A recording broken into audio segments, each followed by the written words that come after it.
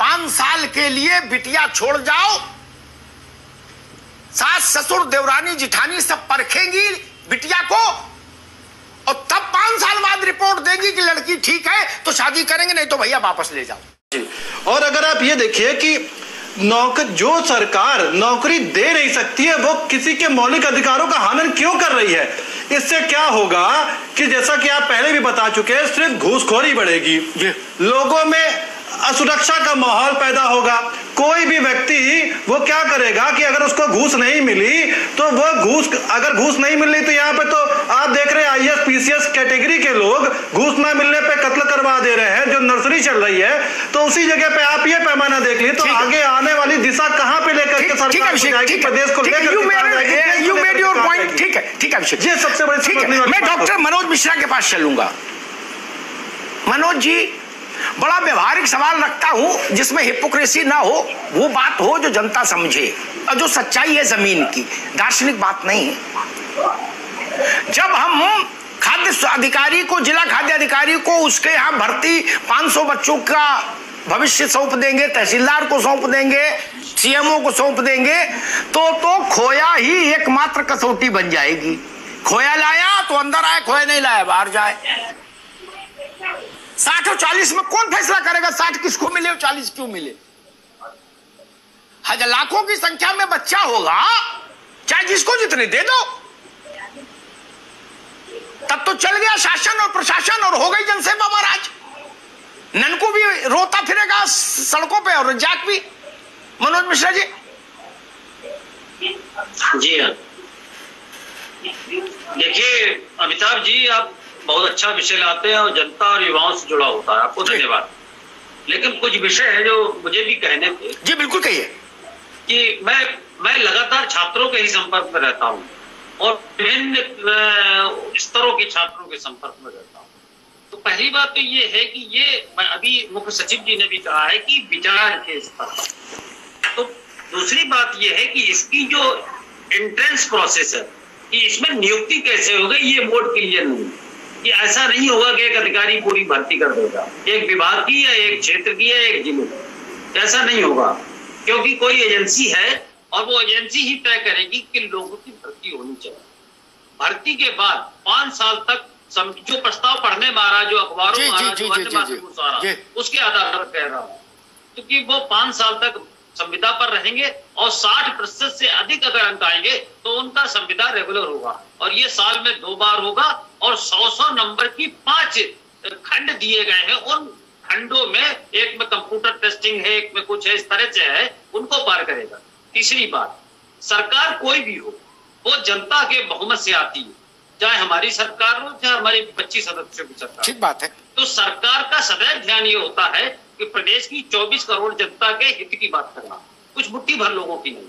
तो ये निश्चित मानिए कि ये एकदम तमगा दे देना कि सब जन विरोधी है, ये उचित नहीं है। विपक्ष कहता है, विपक्ष का अधिकार है वो कहे, लेकिन विपक्ष को अपने अंदर झांकना चाहिए।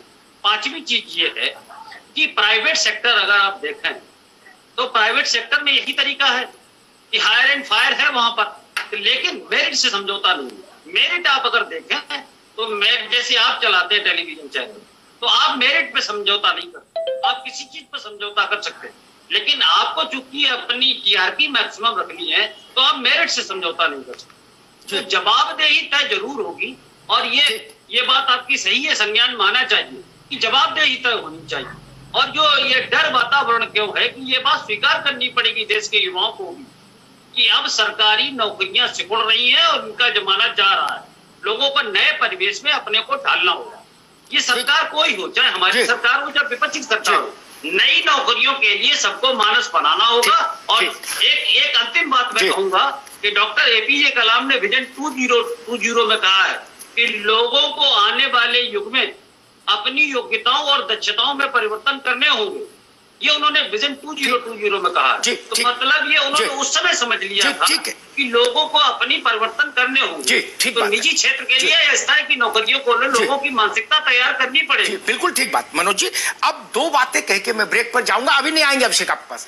जिनके उत्तर नहीं मिले मैं चाहूंगा कि अगले चरण में जब मनोज जी के पास अवसर आए तो वो इन प्रश्नों का उत्तर दें।